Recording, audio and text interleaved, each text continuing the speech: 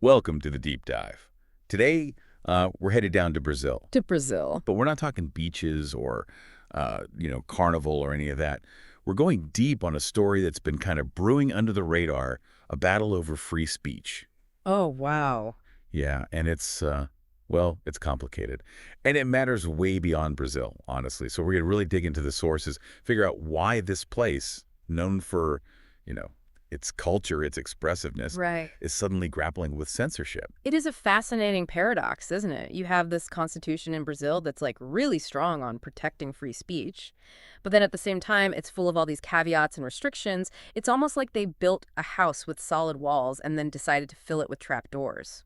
Okay, I like that analogy. And that's where I think the story of Glenn Greenwald gets really interesting, right? This is a journalist who was drawn to Brazil in part by this promise of a society that really valued open dialogue and freedom of expression, especially under former President Lula and his idea of democratic socialism. Right, Greenwald was a big supporter of a lot of Lula's policies.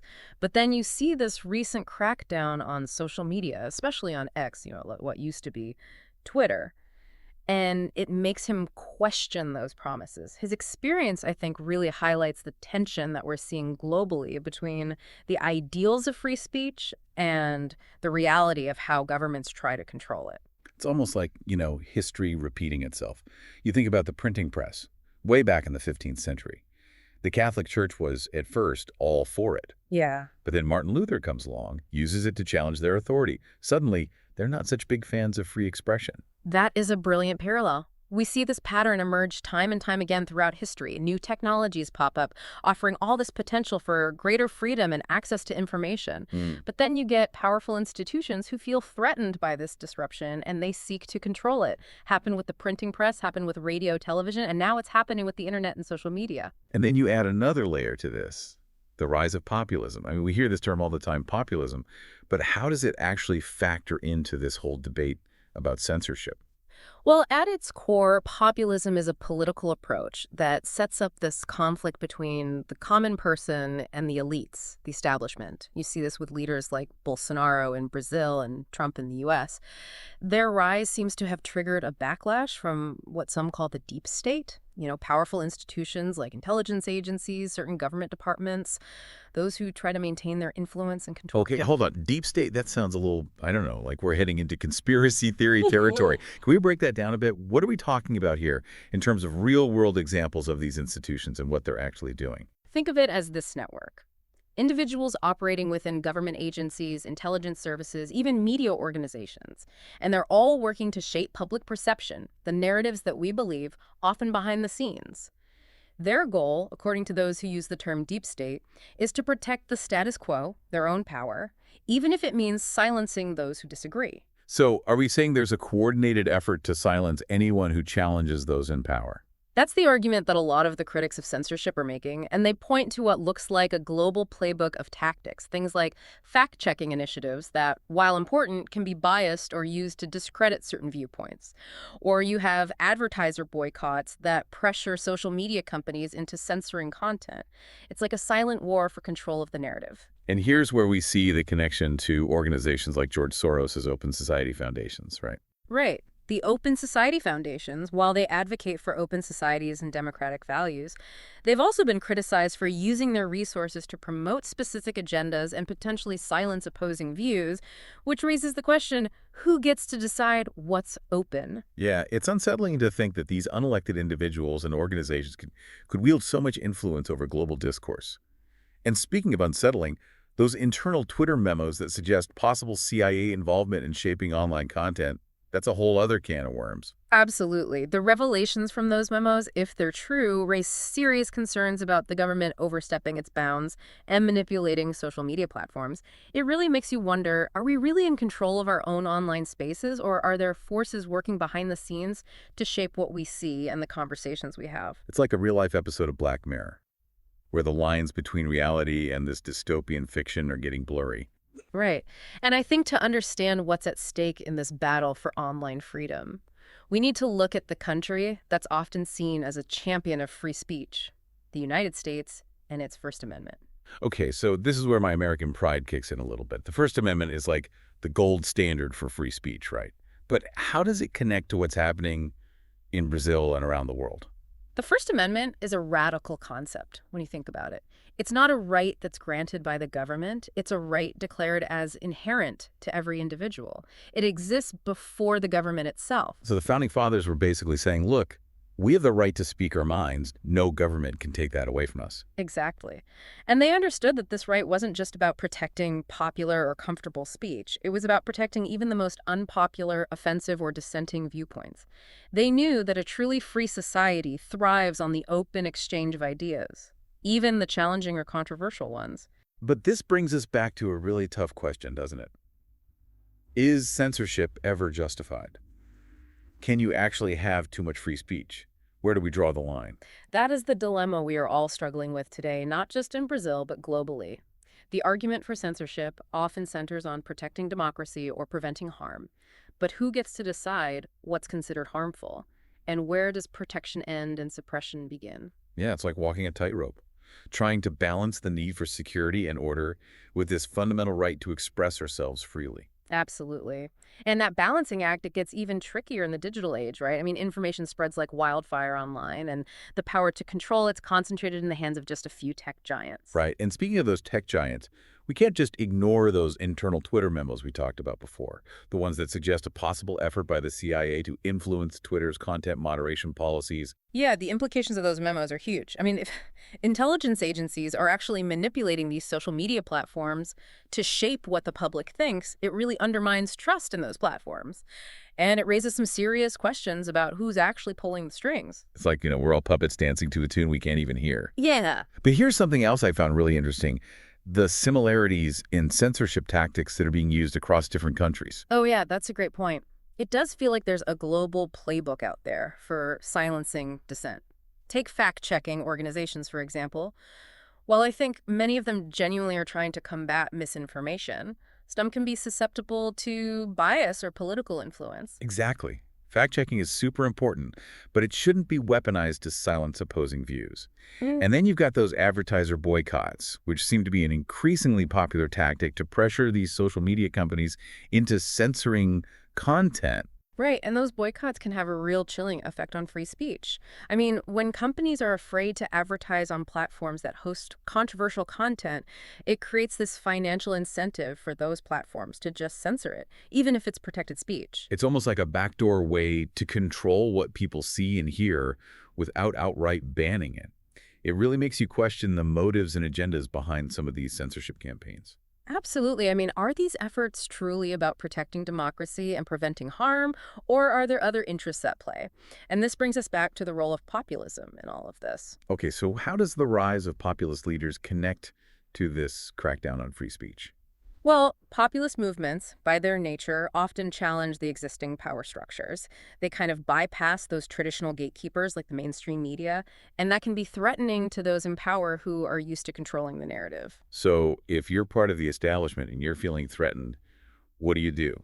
Well, you might try to discredit your opponents, label them as dangerous or extreme, use your influence to limit their reach. And that's where censorship becomes a really handy tool.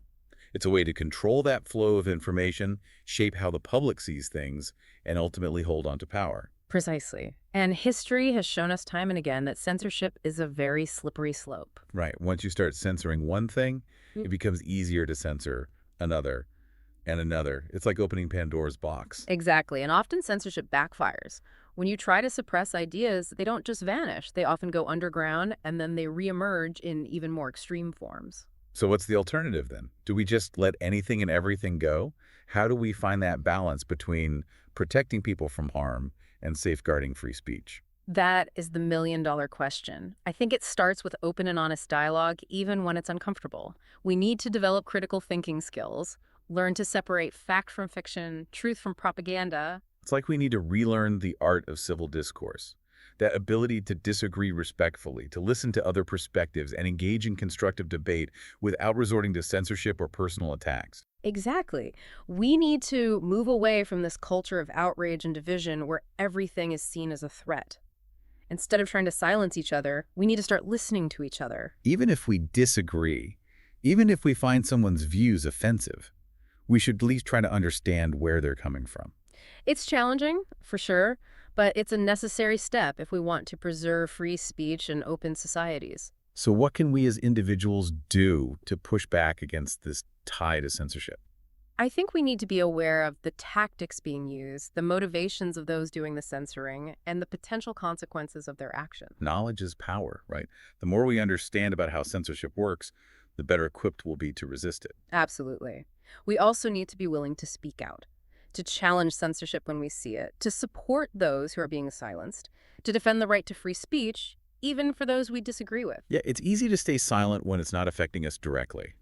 But silence can be interpreted as agreement. If we don't stand up for free speech, who will? And finally, we need to be critical consumers of information. We need to develop our own critical thinking skills, learn how to evaluate sources, and be wary of information that simply confirms our existing biases. It's about taking responsibility for our own information diet, not just passively consuming whatever's being fed to us, but actively seeking out different perspectives and challenging our own assumptions. Exactly. In a world that's just overflowing with information, it's crucial to be thoughtful, critical, and engaged citizens. The future of free speech and democracy really might depend on it. Powerful words. This leads us perfectly into the final part of our exploration. We'll be diving into the historical roots of free speech, the philosophical arguments for and against censorship, and what the future holds for this fundamental human right. You know, it's amazing to think this fight for free speech has been going on for centuries. It really makes you wonder, where did it all begin? Well, the roots of free speech can actually be traced all the way back to ancient Greece. You had philosophers like Socrates and Plato already debating the importance of open dialogue, the dangers of censorship. They understood that if you silence dissenting voices, your society risks becoming stagnant, intellectually impoverished. So even back then, people recognized that it was vital to challenge ideas and engage in open debate. Absolutely. This desire to express ourselves freely, to question authority, it's a fundamental part of human nature. But the idea of free speech as an inherent right, that didn't really take shape until the Enlightenment in the 17th and 18th centuries. Right, that's when thinkers like John Locke and Voltaire really started shaking things up, challenging those traditional power structures and advocating for individual liberty and self-governance. Exactly. Locke, for example, argued that individuals have natural rights, for the right to life, liberty, property. And he believed that freedom of expression was absolutely essential to protect those rights. Makes sense. If you can't speak your mind, how can you defend yourself or challenge injustice? Exactly. The ability to freely express your ideas, your opinions, your beliefs, it's crucial for a functioning democracy. It allows for this open exchange of information, encourages critical thinking, enables citizens to hold their leaders accountable. So the case for free speech seems pretty clear-cut. I mean, wouldn't you say? hmm But are there ever legitimate reasons to limit it? Well, there are definitely arguments for restricting certain types of speech, especially those that could directly incite violence or harm. The classic example is shouting fire in a crowded theater. Right, that's an obvious one. But what about things like hate speech or misinformation? You know, stuff that could potentially lead to public health crises. Where do we draw that line? That's where it gets really, really complex. Defining what is considered harmful speech is subjective, and it can very easily be manipulated to silence those who disagree. And often attempts to regulate speech end up having all these unforeseen consequences. They can be used to suppress legitimate criticism. So it's this delicate balancing act between protecting individuals from harm and ensuring that we don't create a society where the government dictates what we can and can't say. Exactly. And that balancing act has become even trickier in the digital age. Technology has given us these amazing ways to communicate and connect, but it's also created new challenges to free speech and privacy. Right. I mean, on the one hand, social media has given a voice to communities that were previously marginalized. It's made it easier to spread information across borders. But on the other hand, those same platforms are being used to spread misinformation, manipulate public opinion, and silence opposing views. Yeah, it's a double-edged sword, for sure. And the power to control these platforms is concentrated in the hands of these tech giants, and they don't always operate with transparency or accountability. So where do we go from here? Do we need more regulations, or should we maybe focus on improving digital literacy and critical thinking skills? It's a complex problem, probably requires a multifaceted approach. We need to find ways to hold those powerful tech companies accountable while simultaneously protecting free speech and preventing censorship.